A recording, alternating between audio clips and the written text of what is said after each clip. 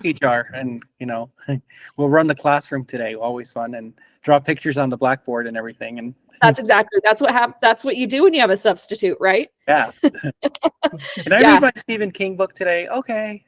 Anyway. Right? I know. John, you'll appreciate this because I'm going to my very first Stoker Con. I'm super excited. I've been trying to read all of the nominated books in the categories that I'm interested in. Like I'm not reading graphic novels or nonfiction. Like that's just not my genre of choice, But I made it through all of the like fiction, like the 6 that are nominated for like superior achievement in a novel. I finished all those last week, and it was. I'm like, God. I like to know. It's like watching the movies that are nominated for Oscars. If that's your thing, you really want to know which one deserves to win and stuff. Yeah. And so it's What'd been you a lot pick? of fun. Which one did you pick? That's a hard one. It is so hard knowing, that I've read all of them. And I guess I'm curious because I don't really follow these until just, recently. I don't know like how horror it actually needs to be versus how horror adjacent versus other genres, like my top 3 are The Reformatory, Black River Orchard, and How to Sell a Haunted House. I thought all 3 of those were just amazing books, like from beginning to end. And The Reformatory is by far my favorite of them, but it's not super horror, but I know she's a horror writer, where I felt like Black River Orchard was horror beginning to end. And How to Sell a Haunted House, of course, has its comedy and stuff, but that book scared the bejesus out of me. Those puppets are horrifying. So if any of those 3 win, I actually liked all of the books. So if something else wins, that's totally fine. But there wasn't one where I thought, oh, I don't know about that one. All of them, I was like, of course, these are great. But that's really that. I just don't know kind of what they're looking for. I think it's just more like what you think is the best one. I think that it's such a wide spectrum these days with horror. Yeah. That I think it's just the one that affects you the most that really like hit you. I agree with you on the Tananarive one. Oh my god, it's like a classic, like instant. Oh classic. yeah, it's one of the best I've read in a long time. Yeah, I mean, it's just so. I mean, it's gut wrenching, but it's also like you just want to sob, but you're just and just. Not to spoil because I think it really does give something away. Her author's note at the very end, I was like, oh my gosh. I was so shocked. So. Oh, I missed that part. I have to go back. Oh, you have to go back and read it. Wow. Okay. I can tell you, I mean, Angela, do you mind if I just say what was in there? It's not anything. It was just more of a gut punch. It's fine. Okay. So John, she was actually related to people who were at the school in her family. Yes, that's why I was like, oh my gosh. So, like Colson Whitehead wrote The Nickel Boys, which is about the same school, the kind of the same thing. Outstanding book. But I don't think at any point he said, and this is my family also, where she was like, this uncle, this cousin, I can't remember exactly, but that her family was there. Holy cow. Yeah, wow. It was, and I was like, oh, that makes it even just more of a gut punch where I was like, wow. I mean, the book itself was fantastic, but just knowing that at the end too, I was like, holy smokes, that just like did me in. So I just else. Wow. I know. Holy cow. Yeah. So that is my pick. And I'm pretty sure that's going to be, I'm guessing it's going to be the winner because it was just such a profound book, but I loved all of them. So I'm making my way through middle grade and young adult and anthologies and short stories. And I'm trying to read as many as I can. So it's been a fun, I don't want to say a task in a bad way, but it's been really fun. So that's amazing. Well, we'll have to hang out at that StokerCon. Yes. Well, Shanna and I are sharing a hotel room. So okay. Yeah, we're both going to be there. Yeah. And so that'll be a lot of fun. And I know Matt, the positioning specialist, the one who was the Hollywood stuntman at our he's going to be there too, and that'll be a lot of fun. God. Matt's a super cool guy. He's he writes horror books too. A lot of them are about cryptid, which is just hilarious to me. And so he goes to cryptid festivals and stuff. So it's going to be a lot of fun. Yeah. So I'm super excited. And Michael, of course, will be there. So That's what a trip. We'll have to take like a manuscripts like picture. Oh my gosh, yes. And I was like, Shannon and I are going to take so many pictures because she's just one of my very favorite people, and I've literally never met her in person. And so That's cool. It's going to be a lot of fun. So yeah, we'll take construction team pictures and manuscript pictures and positioning specialist pictures, and however we need to do it. So it's going to be a lot of fun. So wow, exciting. Okay, let's go ahead and start the meeting. Okay. Yeah, I know. I was like, I could talk about horror books forever, but I also don't want to waste your time. So yes, okay. I'm so used to running positioning meetings that I'm like, what am I talking about here? We're not talking about positioning. So Katie wanted me to just convey a couple things.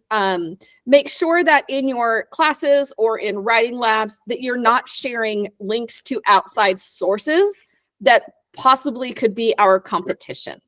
This applies especially in marketing. We removed all of that stuff from the marketing workbooks.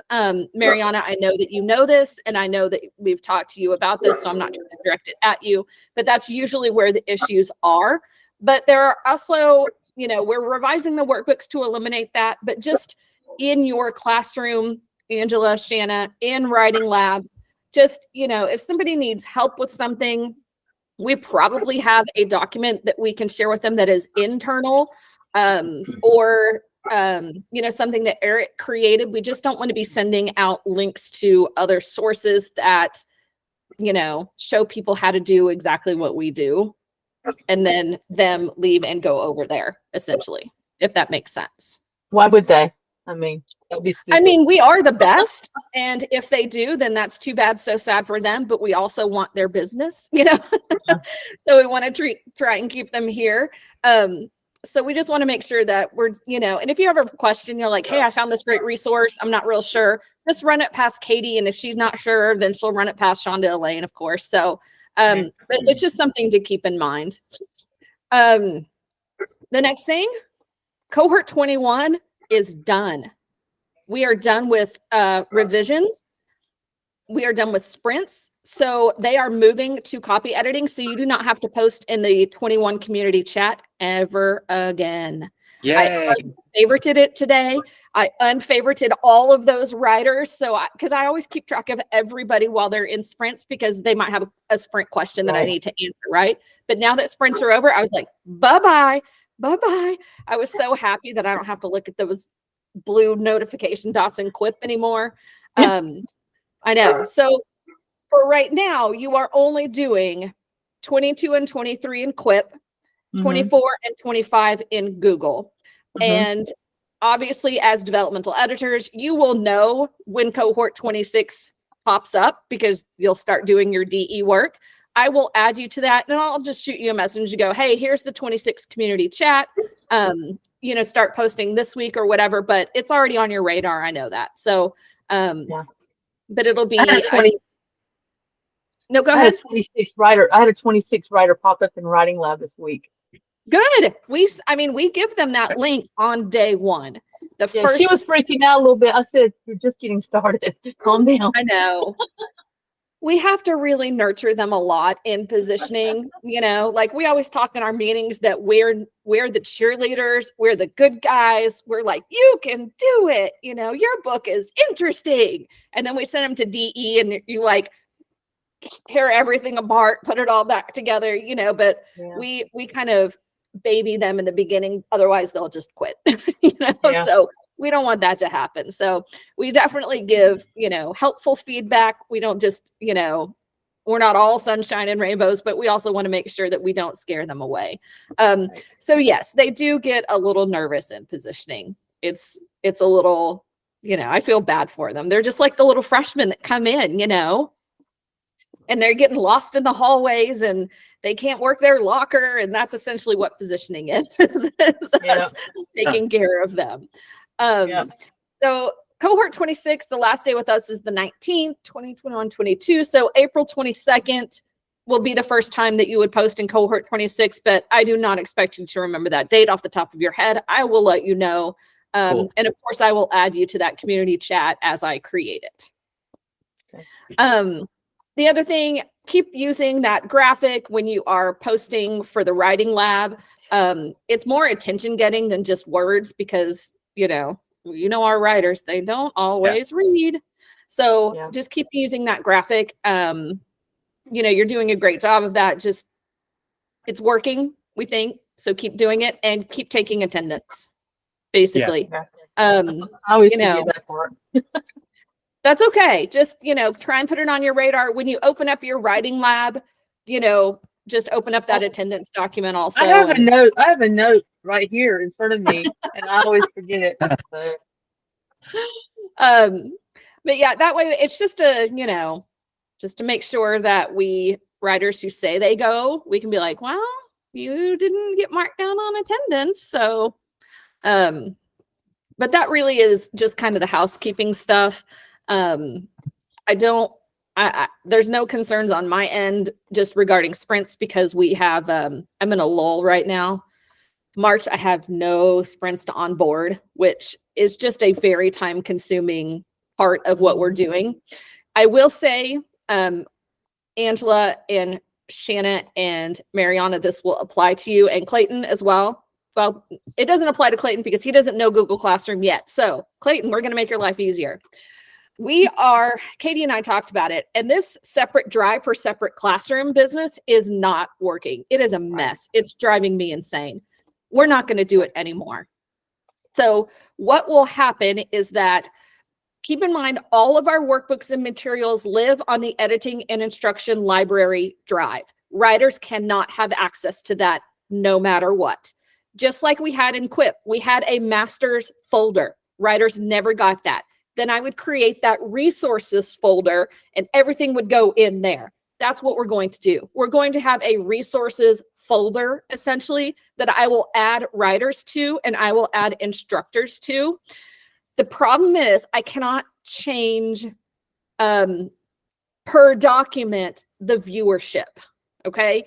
So I can add Angela as an editor, but writers would have to be viewers. Okay, if that makes sense. So anything in there that they need to edit, like the community connections document, that spreadsheet where we're like, here's your book, here's your LinkedIn, that can't be in that folder, if that makes sense. Everything in there would be as viewer only. So that way they can't make any changes and or adjustments, because even though we have a master, we're not opening that can of worms, right? Right. So writers would have viewer access. Instructors would have editor access. So if you find a mistake on a document, you can correct a typo or whatever instead of having to just message me. And even if something happens and an instructor accidentally deletes a document or something, we have the backups of everything. It is not a big deal, right? So going forward, and that's going to start with 26 manuscript building is my next sprint to onboard. Going forward, there will be one drive. You and Shanna will both have access to the same drive. All of the writers will have access to the same drive because, or I guess it's a folder within, it lives in my drive, but it'll be a folder because I cannot handle uploading. That's crazy. Yeah. Separate drives. Writers have access to this drive, but not this drive. It's driving me bonkers. And I imagine they don't even use it half the time.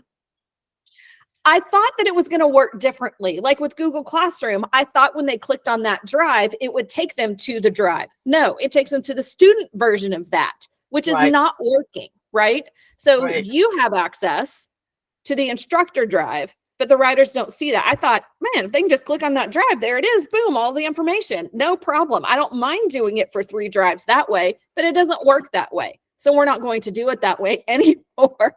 I told Katie, I was like, look, I'm going to have to put my foot down here. And she's like, well, yeah, because Angela, those chapter templates, those 100 documents that we have, I'm uploading and relinking that 3 times every cohort.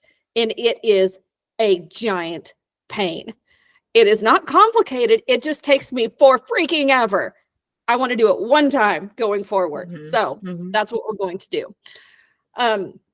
So that change will happen for 26 manuscript building. It will also happen for 25 marketing, but that will be the second one that we do it in. And I imagine that, Mariana, you will think that it is much easier also.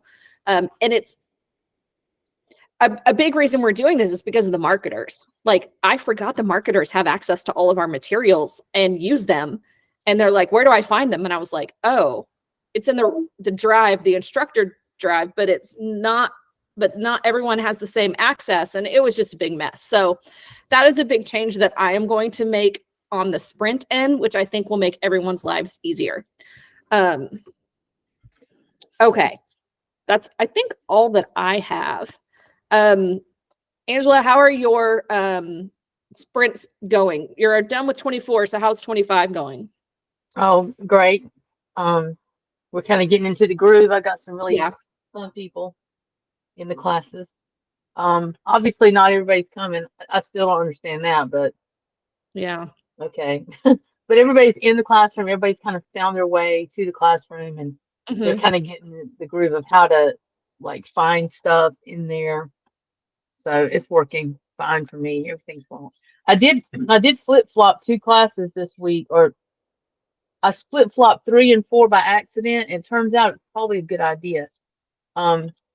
Because I had the worksheets in there and I had just put the wrong worksheet in there. But it worked out well because I taught structures that teach before I taught the nugget inventory, and it seemed just to work out pretty well. So it might be fortuitous. Yeah, you should let Katie know about that, and we can make an official change to the workbook if that seems to be something that worked out a little bit better. See what Shanna thinks, because Shanna, you can think about that and see what you think about it. But it just seemed to work out better because of just we're always finding that there's things that we need to talk about earlier. And I'm always having writers that say, I wish I had known this, 3 or 4 weeks ago. So I try to keep a note of that, and that's always very helpful. Yeah, because we always want the workbooks to make sense within what you guys are doing as developmental editors as well.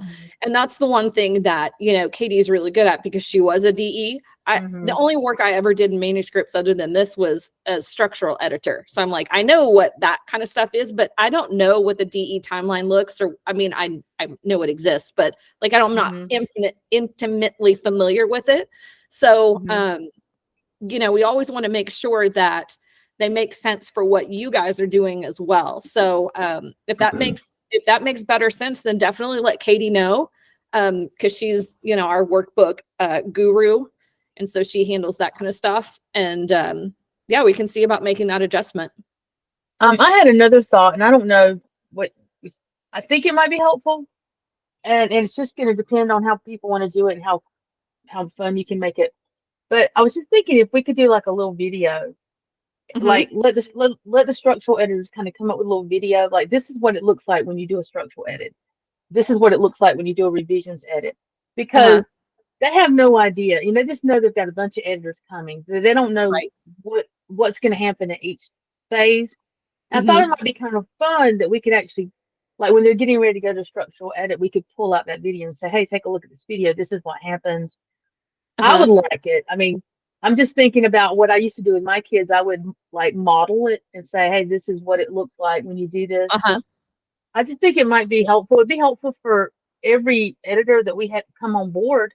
Anybody moving to another, like if you're a GE and you start doing revisions, oh, okay, that's what it's going to look like when I do it. So just a thought, but I think you could do it in a fun way where you're actually literally showing what it looks like when you're structurally editing a document, for example. That's a really good idea. And that's something we could just post on YouTube and then link it in the workbook.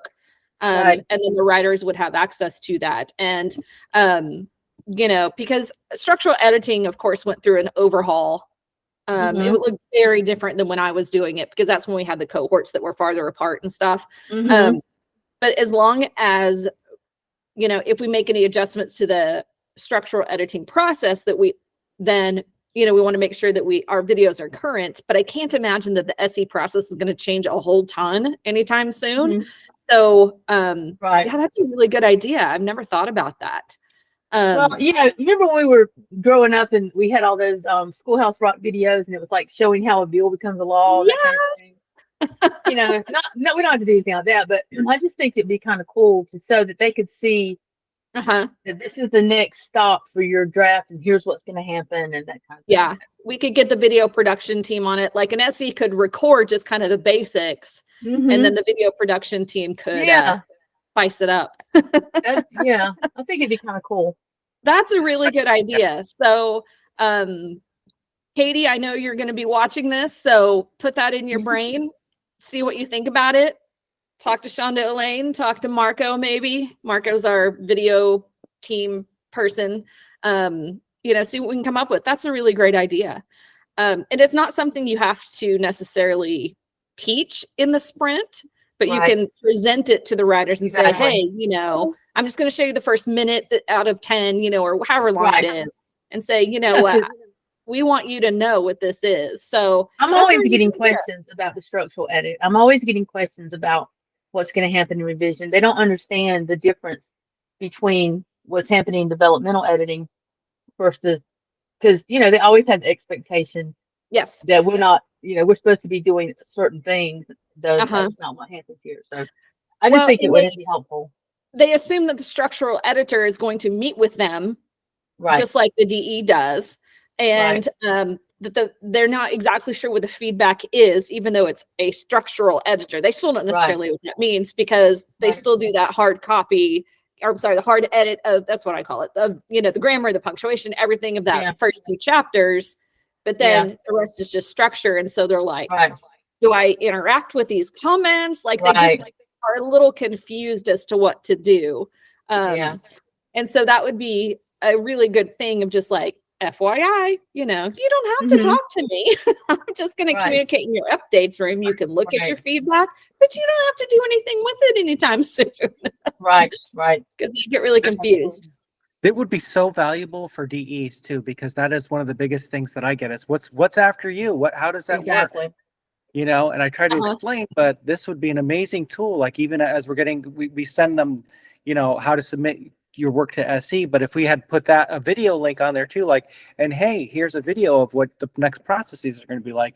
I think it's a brilliant idea, and I would love it, and I think that would really calm a lot of anxiety, on everybody's part. It would for me. It would for me if I were in the program. I've got to know what's around the corner. I just got to know. Yeah, and we can even some folks who are kind of like cooking along halfway through and are like just doing great. They ask me, what is next after you? I could point at that video early even. And I think it would be such a great tool. I think it's awesome. That's a great idea. Way to go, Angela. Yeah. Sometimes, it just happens. But you know what? I mean, I'm so glad that you shared that, because I think it is a really good idea. Because I feel like SE is kind of like the mystery department, it is. Because we don't have any kind of sprints. There's only like 3 structural editors. They're just kind of like behind the scenes, because you never like one-on-one talk to them as a writer. I feel like they're like secret agents or something. I don't know what it is. It's got this feel to it.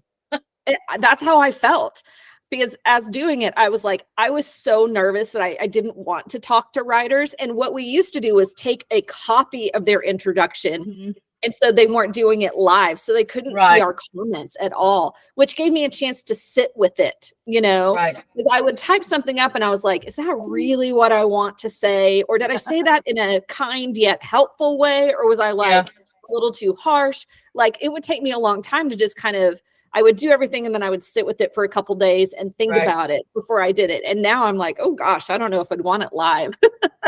But yeah. And if there was one thing about manuscripts I would change, it'd be that aspect, because sometimes I'm doing feedback on something and the writer just happens to be there, and then they start writing back and then changing it while I'm trying to write the notes. I'm like, I just leave. Go away. Let me do my thing for an hour. Like, what? It's going to be different in Google though. Yeah, it's not as live. Exactly. So even if you're typing comments, they don't see them unless you tag them. Versus in Quip, you can see like somebody made a change to your document and it's an immediate notification. So I think it'll help a lot. Exactly. Being in Google, that they can't do that. It's pretty quick though, because it happened to me. I'm on the document. I see her little face pop up on there, and she's on the document, and she's changing stuff. Okay, I made a comment, and then she changes it, and now the comment's not relevant anymore. And I just leave. I just let her have it. I just left. I mean it's never going to be a perfect situation, but I hope that it doesn't work as fast as it does in Quip, you know? Well, Yeah. I used to use it in my classroom, and I would my students always had to share their documents with us. So when they were working in class, I could pop in their document and I could see what they were doing live. And I would type messages like, get to work, you Yeah, know. So it's pretty exactly. quick. It's pretty quick that way. For sure. Oh, that's for sure. Yeah. But yeah, You can say, no, get off this document. These are not real words that you are typing. I can tell you're faking it. You know? I know, right? supercalifragilisticexpialidocious does not count. Right. Or two kids that are next to each other and they're typing each other notes on their I know. computer. They're like, And oh, I can see it so-and-so. all. And then, yeah, that happened all the time in high school. You can see a little head pop up. You get to work. Exactly. Yeah. I know. Funny. John, how are writing labs? Anything to report? Nothing. I had a no-show week this week, which was weird and uncommon. Wow. But I'm sure they'll be back next week. I think because we did the extra ones, they got John writing labbed out for a week or two. No. I don't know. I mean, but better than no show than angry, you know? That's kind of This how is I true. look at it. this is true. And I haven't had so thankfully it's been, pretty peaceful and great invigorating conversations usually. So hoping for more of the same. I'm sure. I think the people that actually are dedicated enough to show up to those are there for wanting that sort of a thing. They're kind of the overachievers, and they're less prone to, I don't know, to that sort of thing. Angela, what is your experience? Do you get a lot of like troublemakers in yours, or no? Not? I don't Yeah, have me neither. troublemakers. Oh, good. I do troublemakers. Yeah. But here's the only, and I realized this the other day because I always, somebody pops up first. Somebody's going to be first, and that's the person that typically is the person you begin interacting with, and then people start coming on board. And so, let's say you're the third or fourth person that pops up. You might be needing a little extra help, but we might not get to you because you came to a busy writing lab. I mean, the experience is always wonderful. I always love the mix. I always invite the writers who are at different places in the process to get some feedback. But I always feel like there's probably one person on that meeting that didn't get what they needed at that last. Do you ever remind them about community co-working sessions? No, not really. I guess I should. That could be something that you kind of promote kind of at the end of your writing lab, and just, remind them that they also have this community co-working. Angela, I think your writing lab is on Thursday, right? Yes. So that's not quite as effective because our community co-workings are Monday, Tuesdays, and Wednesdays, but you can still do it. John, for sure, you can be like, hey, if you didn't quite get what you needed, go to community co-working tomorrow night. And the writers in 22 and 23, the information is on their like Zoom link documents that we have for their sprints, right? And then in Google, everyone has access to one document. It's called Writing Labs and Community Co-working Sessions. And every writer has been added as a viewer to that document. And you guys have access to that as well. Hold on just a second. It's something that I would, I would star it if I were you. Okay, here. Let me put you both on here. Actually, it's in my classroom. In your class. Yeah. Okay. Here, I've added you both to that document. You should be able to see it at any point in time because it is linked inside like writers. Here, I'll send the link right here in our chat. You are it's in writers update spaces and stuff. And basically I have it set to anybody with the link can view it. So even if I haven't added you directly, because you have the link, you can still see it. So I just added you to that. And you can always just remind writers that this big document exists. And your writing labs are at the bottom and the community co-working is at the top. So that's where writers get these links to begin with. And because of permissions, in Google. And, you know, like in Quip, you can have a document and you can share it into everyone's folder. And then when you change that first document, all those other documents change. That doesn't exist in Google. So we have to have one document that everybody has access to. And because Google Meet links expire, we have to be able to update this document periodically. So everybody will have access to it. As soon as I change something, everyone will know that it's changed because they'll just come back to it and they'll see a different link. So I would star this document if I were you, and you can post it in, you know, the chat of your writing labs at any point in time, and just remind writers that it's there. You know, same thing as DEs. If you want to be like, here, don't forget there's this extra quiet time. And you can see who the instructors are. Cooper, who used to be a positioning specialist, who's now an ASA, does a couple, you know, Clayton, and then Angela Murray, who's positioning specialist. All of these people know exactly, they're writers, they're editors, they know what they're doing. So we have them in charge of these. So yeah, you know, that's another way that if for some reason person number 4 didn't get what they needed, community co-working is a great place because A, it's a big chunk of time, and B, it's usually less attended, and the people can still help. Right. You know, the moderator is still great. One thing I wanted to bring up is that it says in our pitch that these aren't recorded for the labs. But I've had some people that were coming where I really wanted to record. Yeah. Just so we had in case something went south. Yeah. And I did record one where I knew no troublemaker was showing up. Just in case something happened, I wanted us to have that. You know, is that okay to do? I don't know. That's Maybe going to we be a need to Katie talk. question. I'll talk to her about it. Yeah, let's definitely run that past Katie, that if you feel like there's going to be an issue, you know, you can hit record, but it's not like we hit record, upload to YouTube, all that kind of stuff. Right. Wouldn't do that, but it might be a case where we hit record and then just save that recording if something happened or if somebody came back and said something, especially, you know who those writers are.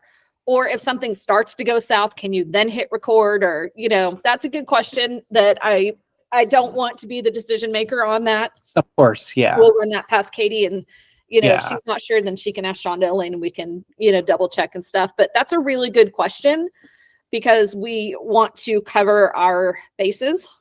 Yeah, and I think protect ourselves. I think just knowing they're recorded too can maybe prevent and make people know, oh, I'm being recorded. This isn't like a total like free for all, right? Off the record sort of thing. So I have to kind of behave to a certain, you know, minimum. Yeah. But it's not really a big problem generally. But I just we'll talk to Kate. I think it's, you know, for sure. And speaking of a certain troublemaker that you and I both know, he messaged me directly on Monday, and I was like, "Oh no, oh no, boy. No, hold on, it's great news." I told Shonda, and she was like, "Yes." So first of all, he said, "Of course, the manuscript experience has been terrible, blah blah blah, except for John and Shanna and me." And so I was like, "Okay," but his follow-up, I think he does that just so I help him. Like, I don't think he actually, he's said to me multiple times that he liked you and Shanna, but anyway, not the point. He wanted to know how to turn off all of his notifications. So, and I was like, okay, which means he doesn't want to hear from us anymore. So I took him out of Sprint resources folder and I walked him through turning off his notifications. So I think he's actually leaving. Just kind of checked out. Fade away into the sunset. Well, that would be a good situation without conflict or any kind of craziness. So wow. Interesting. Yep. So once I saw that, because God, he sent me a direct message and he's never sent me anything. He sent me things that I was like, I don't have no idea what you're talking about, but he's never said anything mean or disrespectful to me, you know, but I still I was afraid he was gonna be like, I think I really want to sign that publishing contract now. And I'm like, oh gosh. I was so nervous about opening that message. Wow. But I was like, yes. Okay. I think he's gone. That's good. Thank you. just for, I mean, I understand that we are a business and we need to make money and whatnot, but there are times when you have to cut your losses and move forward and not have a toxic environment at times, you know? Yeah. Yeah. And that's kind of how I look at it. I was like, I'd rather not have that business and still not have people emotionally and verbally be used. Yeah. I think that, thankfully we're not a tiny micro shop where we're dependent on 3 or 4 little clients, thankfully we have Exactly. a lot, so we can, pick and It's choose kind some of of those. Yeah, it's kind of amazing that of all the hundreds of folks that we've had come through this process, there's been so few of those. Yeah. Yeah, You I count them on agree. one hand. Yeah, so that's Yeah. that's a pretty cool thing. Yeah. I agree, and I think the cost factor kind of takes a lot of those people out. I think anybody that's going to put up this kind of money is not here to start trouble. Yeah. That way they're like, they're in a different kind of mindset at that point. Yeah, that's And they've true. really invested into this, and I don't think they want, they're not doing it just to, being a Karen at McDonald's is different than, you know what I mean? Yes. Yeah, yeah. Than this thing. And So, I've met with, just dozens of writers via, in positioning, because I started just as a positioning specialist once that position created, and now I meet with writers all the time to help them kind of navigate Google or to like talk about their timeline because they like get into panic mode in positioning and stuff. Not one of them has been rude or disrespectful. Some of them, that's true. yeah. One person was like, okay, thanks, click. Like, it was very like gruff and blunt. And I was like, it's 7 o'clock at night. And I took time out of my evening to help you. And I was like, anyway. Well, maybe they had to go to the bathroom or something. I know, right? No, oh no, this person was rude and grumpy to everybody, which then made me feel like, oh, it wasn't me, but most 99% of the time people are like, thank you so much. I feel so much better. Like, they're really just nice people. They might not be great writers and, but that's irrelevant. Yeah. Like, as long as you're a nice person, I'm going to help you in any way. So, but yeah, I mean, adult students, high school students, middle school students, they're all students, you just have to kind of approach them where they are. Personalities, they're all people. Oh yeah. Yeah. Sure. And sometimes you really have to fake it because I might not be really interested in your management book, but that's okay. I'm going to give you the best reviews ever, This is the most boring book I've ever read in my life. Oh my God. Yeah, but you can't tell them that, and you have to be like, I believe in you. Hey, but it's been worse. I've read worse.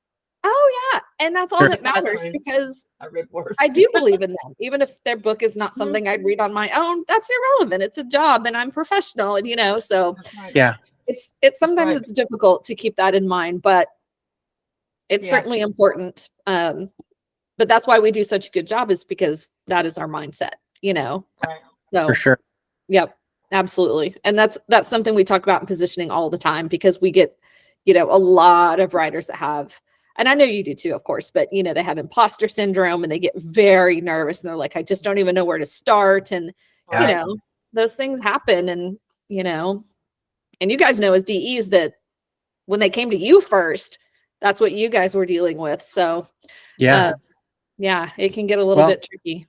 It is, and there's a lot of therapy involved. Oh my gosh. Do you know how many people have said, you're just my book therapist? And I'm like, you're right. And I kind of am. Yeah. All the time. It is.